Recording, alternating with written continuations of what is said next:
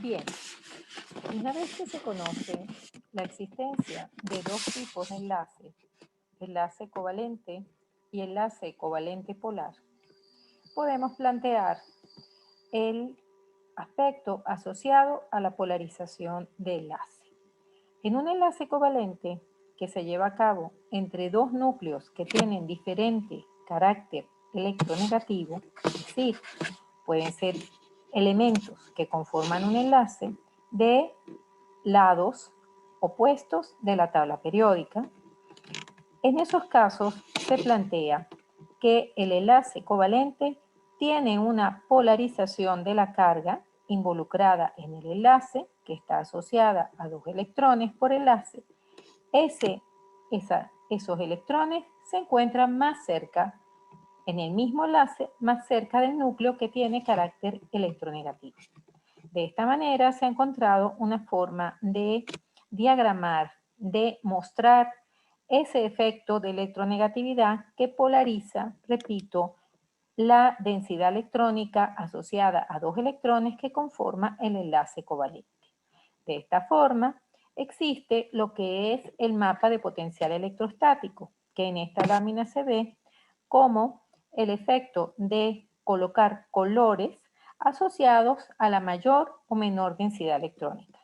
Es así como para el hidruro de litio se muestra que hay un color rojo asociado a mayor densidad electrónica y un color azul sobre el litio asociado a una menor densidad electrónica. De esta manera, para la molécula hidruro de litio, que tiene un enlace covalente altamente polar, se encuentra que el hidrógeno, siendo un elemento que está en el extremo izquierdo de la tabla periódica, al enlazarse con litio, que es un metal alcalino, ciertamente el hidrógeno se comporta como un elemento electronegativo frente al litio, que tiene tendencia a ceder electrones. En la molécula de hidrógeno vemos como el color de lo que representa la densidad electrónica del total de ese enlace entre los dos núcleos de hidrógeno, el color es homogéneo, lo cual se traduce en una falta de polarización del enlace que se entiende porque ambos núcleos de hidrógeno tienen exactamente el mismo carácter electronegativo. Luego pasamos al caso del fluoruro de hidrógeno. El fluoruro de hidrógeno en este caso muestra el mapa de potencial electrostático, que repito, no es más que una forma de diagramar la densidad de carga que está apostada hacia el elemento más electronegativo del enlace. En este caso, cuando flúor se enlaza con hidrógeno a través de un enlace covalente, hay una polarización de la densidad electrónica asociada al enlace covalente que favorece, por efecto de electronegatividad, que esos electrones del enlace estén más cerca del núcleo de flúor, que es ciertamente el elemento más electronegativo. En esta lámina se ve cómo los colores están asociados precisamente a mayor o menor densidad electrónica. Los rojos, anaranjados y amarillos denotan una moderada a alta densidad electrónica, mientras que los verdes y azules denotan una baja densidad electrónica. Ahora bien, en el contexto de lo que es la representación de enlaces en las moléculas, se plantea la representación que está asociada a una estructura molecular de Lewis o de Lewis. En este tipo de representaciones, las moléculas se muestran con todos sus elementos y se muestran tanto los electrones que forman los enlaces como los electrones de aquellos núcleos que no están formando enlaces, los cuales se conocen como electrones no compartidos. Un ejemplo clásico es mostrar la molécula de agua. La molécula de agua es H2O. Esa es su fórmula molecular. Sin embargo, en representación de Lewis, observamos cómo se destacan los electrones que están formando enlace entre hidrógeno y oxígeno, que son dos, y se destacan los electrones que están formando enlace entre hidrógeno y oxígeno, que son dos.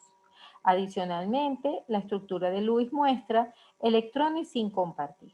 Es importante resaltar que los electrones que forman enlaces están siendo atraídos por los dos núcleos involucrados en el enlace.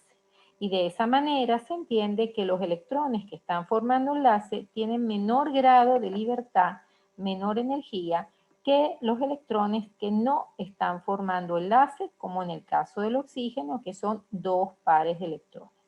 En el contexto de reactividad, se entiende que estos electrones libres van a ser electrones más susceptibles de reaccionar con el entorno, mientras que los electrones que forman enlace, comparado con los libres, son electrones que pasan a un segundo plano en cuanto a posibilidades de reacción con el entorno.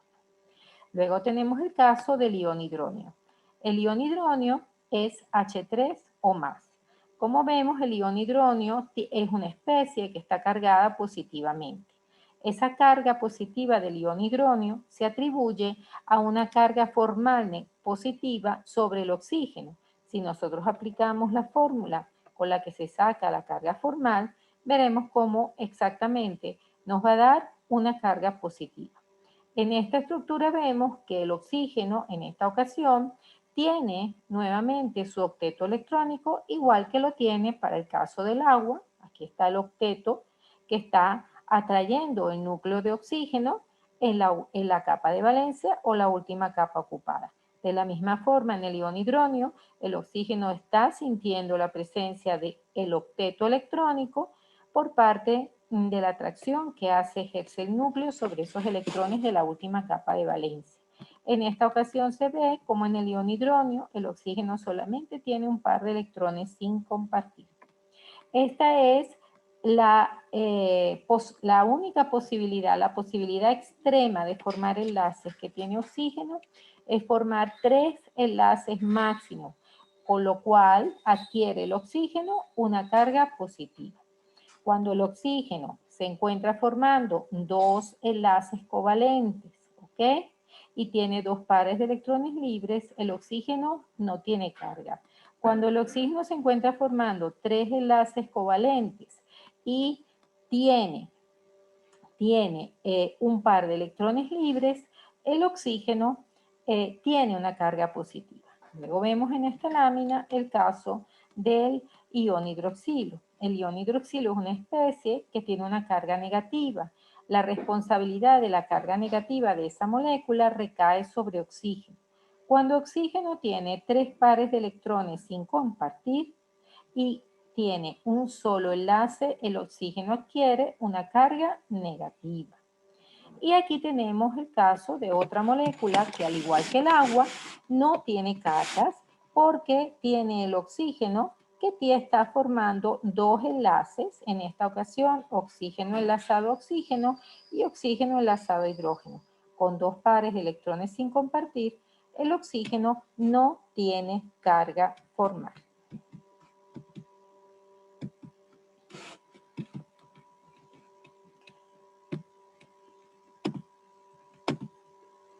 Bien, en el caso del nitrógeno, se entiende que el nitrógeno tiene un total de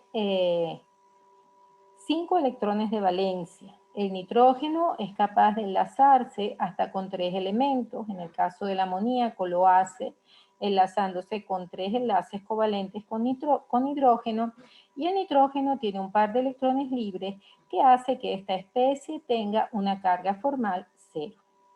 El nitrógeno, cuando se encuentra enlazado mediante 3 enlaces covalentes y tiene un par de electrones sin compartir, tiene una carga formal 0. No así cuando el nitrógeno forma la especie de ion amonio, que presenta 4 enlaces covalentes y se le confiere una carga positiva al nitrógeno. En este caso, el nitrógeno disfruta de su octeto electrónico, pero al no tener un par de electrones libres, como en el caso del amoníaco, el nitrógeno adquiere una carga positiva. Aquí tenemos el caso del ion amiduro. El ion amiduro es una especie en la cual el nitrógeno solamente tiene 2 enlaces covalentes y tiene 2 pares de electrones sin compartir. En esta ocasión, cuando ocurre esta circunstancia, el nitrógeno tiene 8 electrones de valencia, como se ve aquí, pero dado que tiene 2 pares de electrones sin compartir, el nitrógeno adquiere una carga negativa. En el caso del carbono, el carbono es una especie que tiene, de acuerdo a su posición en la tabla periódica, tiene 4 electrones de valencia. Para completar el octeto, el carbono necesita 4 electrones más. Los 4 electrones los puede adquirir enlazándose a través de 4 enlaces, que pueden ser 4 enlaces simples, como es el caso de la molécula de metano, que tiene carbono-hidrógeno, carbono-hidrógeno, carbono-hidrógeno y carbono-hidrógeno. Estos 4 enlaces covalentes con hidrógeno le confieren la totalidad de 8 electrones en la capa de valencia. ¿Okay? Los elementos, recordemos que cuando forman enlaces, y esto es un recordatorio, necesitan alcanzar una estabilidad. O sea, lo hacen para alcanzar una estabilidad que se adquiere a través de los 8 electrones de valencia que se completan con la formación de los enlaces. Aquí tenemos una especie que vamos a ver mucho en nuestro curso, que es la especie del carbón metílico. El carbón metílico o carbocatión, en particular estamos hablando de carbón metílico porque viene del metano, es una especie que se conoce como carbocatión. Toda especie orgánica que tenga un carbono cargado positivamente se conoce como carbocatión. Este carbocatión en particular, que se llama catión metílico, es un carbono que ciertamente no tiene el octeto electrónico, tiene solo 6 pares de electrones compartidos. Y eso le confiere una carga formal positiva si aplicamos la fórmula que ya hemos visto. En el caso de esta especie que se conoce como carbanión, vemos como el carbono sí tiene el octeto electrónico, ¿ok? Y ese octeto electrónico, debido a que está asociado a un par de electrones sin compartir y 3 pares de electrones compartidos, este octeto electrónico le confiere al carbono la carga negativa. Es una especie carbaniónica cuando tiene una carga negativa sobre un carbono. Aquí tenemos en este caso la especie radical metílico. El radical metílico es una especie altamente reactiva donde el carbono no tiene un octeto electrónico, tiene solo 7 electrones en la capa de valencia y por esa razón, al necesitar solamente un electrón para completar el octeto, es una especie que tiene una alta reactividad con el entorno.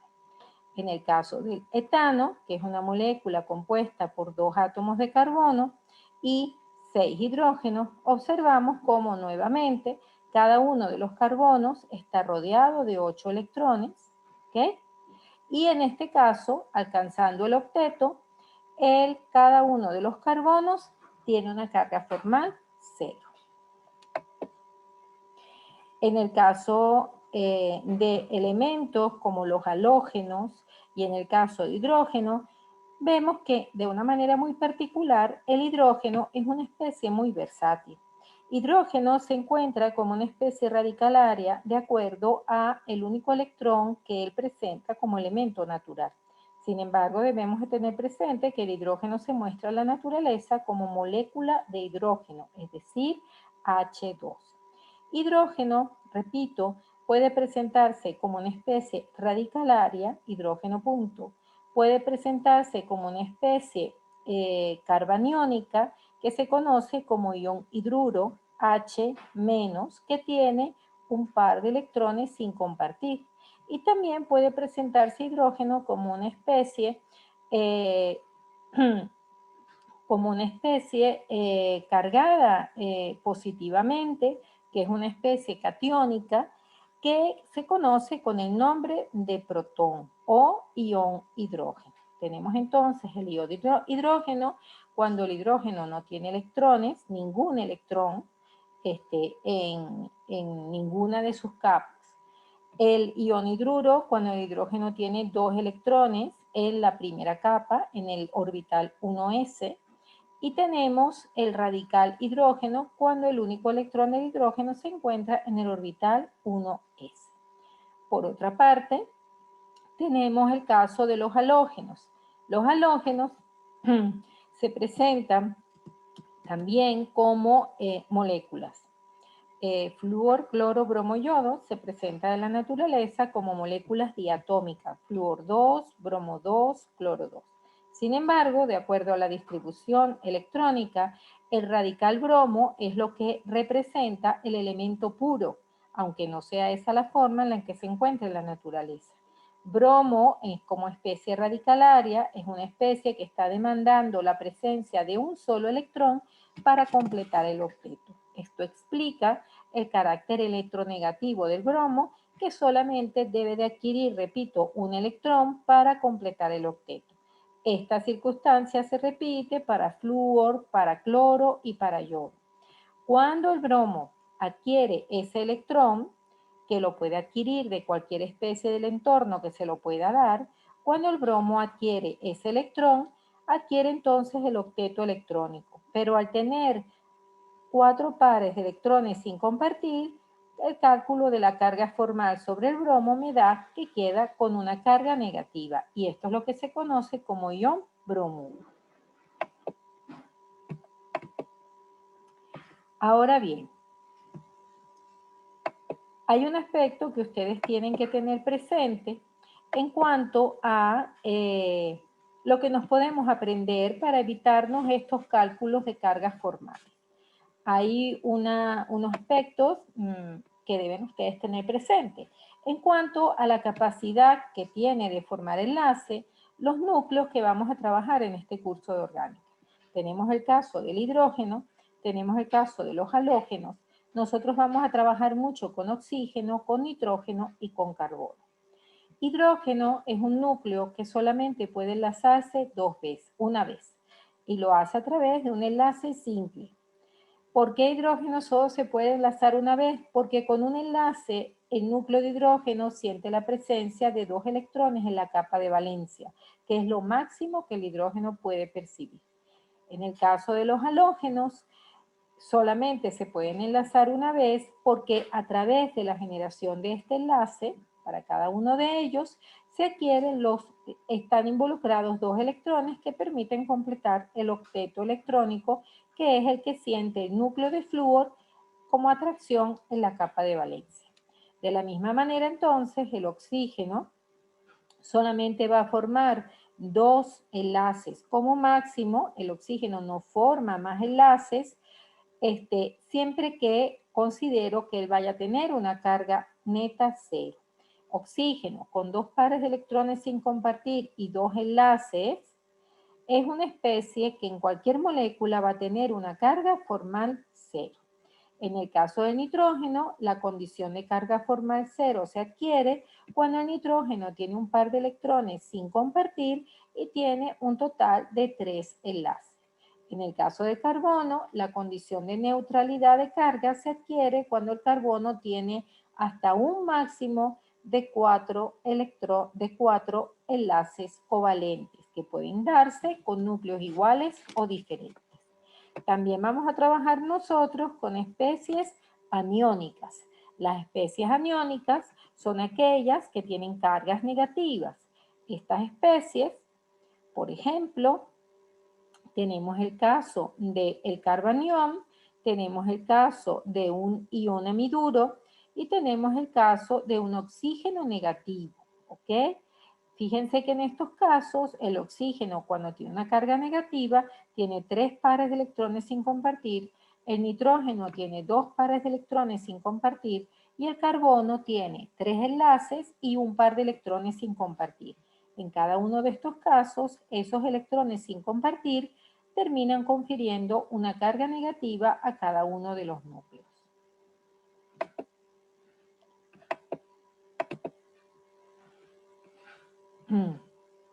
Existen en química especies en las que no se cumple la regla del octeto.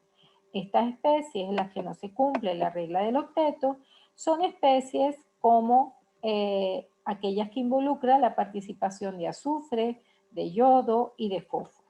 Estas especies, por ejemplo, la molécula de ácido sulfúrico, que está representada aquí como estructura de Lewis, tiene ciertamente 2, 4, 6, 8, 10, 12 electrones, no 8, porque el azufre es un elemento que tiene un número atómico de 32 y de esa manera logra alcanzar capas. En la última capa de valencia están involucrados orbitales D y F, que son los que le permiten expandir la posibilidad de enlace, generando entonces un mayor número de electrones en la capa de valencia que aquellos asociados a la regla del octeto. Tenemos también el caso de yodo y tenemos el caso de fósforo. Aquí abajo se nos muestran unas especies que son altamente reactivas, como son el óxido nítrico, ¿ok? El radical carbono, un carbocatión, un carbeno y la especie borano. La especie borano es una especie que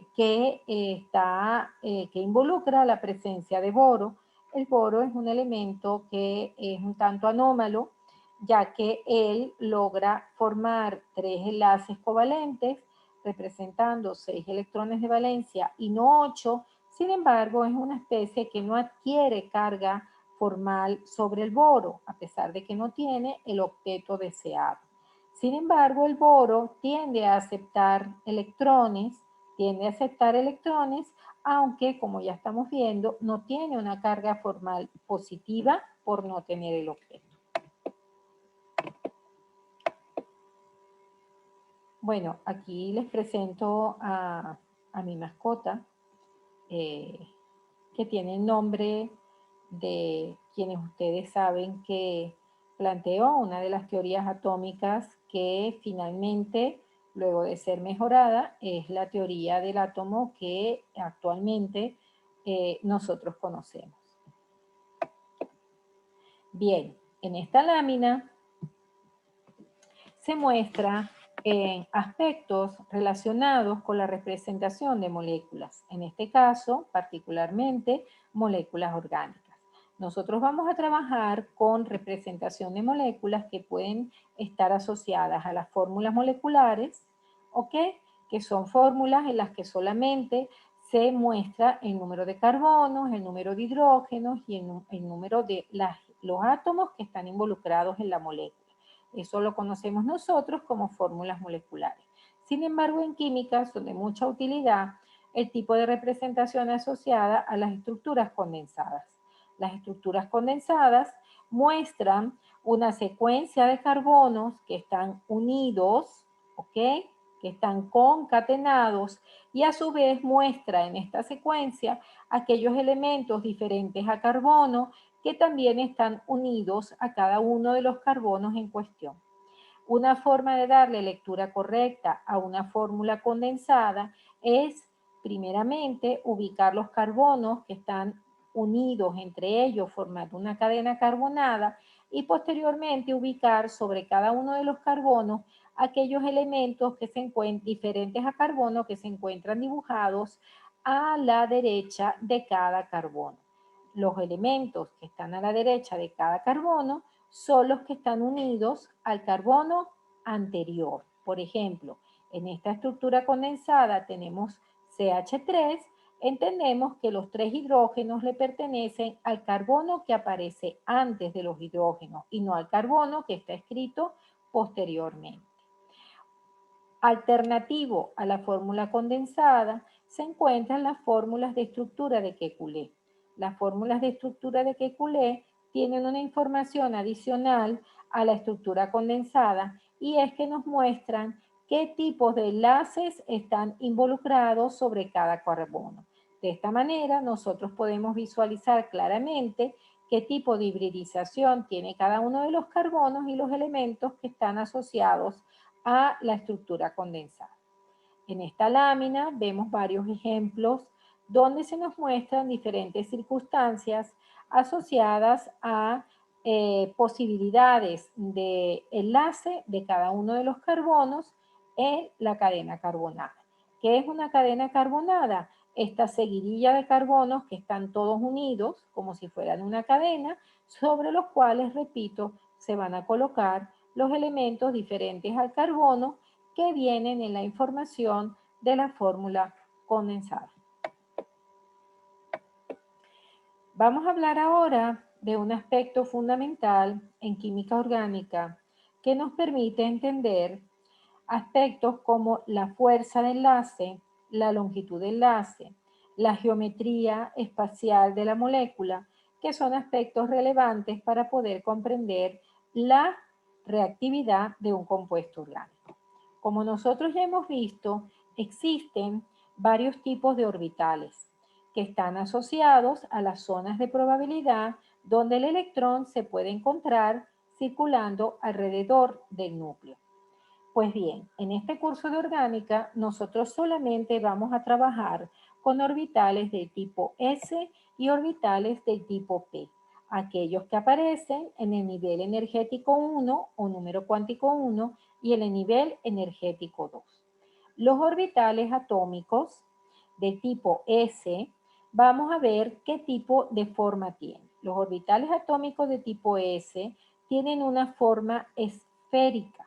La forma esférica está asociada, entonces, ocupa un volumen en el espacio y representa la zona de probabilidad donde ese electrón a esa distancia del núcleo puede encontrarse en movimiento.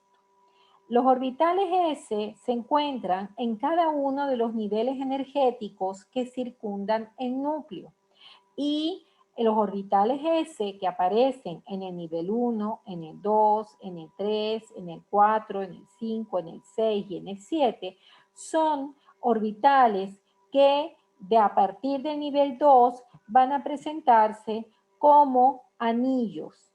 Anillos que tienen concéntrico a él el orbital S que le antecede. Es decir, en esta lámina se nos muestra lo que es el orbital 2s. El orbital 2s en el espacio ocupa todo este volumen, excepto el volumen concéntrico que está asociado al orbital 1s del nivel 1. Este espacio asociado al espacio del orbital 1s, donde los electrones del orbital 2s que se mueven alrededor en este volumen no pueden estar, no pueden moverse, este espacio, repito, se conoce como nodo. El nodo es una zona del espacio que está asociada a cada orbital atómico en el cual ciertamente no vamos a encontrar electrones, pero cada orbital atómico tiene un nodo asociado. ¿Ok? La forma entonces de los orbitales S se muestra como una esfera que ocupa un volumen espacial, repito, asociado a donde yo puedo encontrar el electrón en movimiento. Ese es el orbital de tipo S. Luego vamos a trabajar nosotros en este curso de orgánica con los orbitales P. Los orbitales P tienen forma de lazo, ¿ok? Estos orbitales P en forma de lazo, ¿ok? Son zonas de probabilidades de encontrar al electrón. Los orbitales P tienen también un nodo asociado, como acabamos de explicar. Cada orbital atómico tiene nodos asociados, es decir, lugares donde el electrón nunca lo vamos a encontrar de acuerdo a la descripción del orbital en cuestión. En este caso, vemos cómo los orbitales P tienen forma de un lazo, ¿ok? Y en la zona coloreada es donde se va a encontrar el electrón en movimiento. Los orbitales P comienzan a aparecer a partir del nivel energético número 2 o número cuántico 2. Aquí vemos dos formas de representación de los orbitales P y vemos que tienen diferentes colores o diferentes signos. Estos colores distintos o diferentes signos están asociados a números de spin. o a números de fase. En términos cuánticos, la fase me define la probabilidad de que ocurra un enlace, de que se solapen los lóbulos. Si un lóbulo P de un átomo se va a encontrar con otro lóbulo P de otro átomo para fusionarse y lograr un enlace covalente, para que eso funcione, los colores de ambos lóbulos o fases tienen que ser iguales. Aquí vemos que para el caso del orbital P tenemos tres tipos de orbitales P que no se diferencian en energía y por eso son orbitales degenerados de acuerdo a la mecánica cuántica, pero sí se diferencian en la orientación espacial. Cuando el lóbulo queda apostado sobre el eje longitudinalmente sobre el eje X, se conoce como el orbital PX. Cuando el lóbulo P queda apostado longitudinalmente sobre el eje Y, se conoce como el orbital PY. Y cuando queda apostado longitudinalmente sobre el eje Z, se conoce como un lóbulo PZ. La única diferencia entre ellos no es de energía ni de forma, sino de orientación espacial. Una vez que hemos conocido los orbitales moleculares, la siguiente clase hablaremos del concepto de orbitales atómicos, de orbitales moleculares. La próxima clase hablaremos de orbitales moleculares, habiendo entendido que existen y vamos a trabajar nosotros en este curso con dos tipos de orbitales atómicos, es decir, los orbitales S y los orbitales P. Quedamos hasta aquí entonces con la clase para vernos en la próxima clase en el aspecto de cómo se entiende, cómo se plantea la generación de un orbital molecular.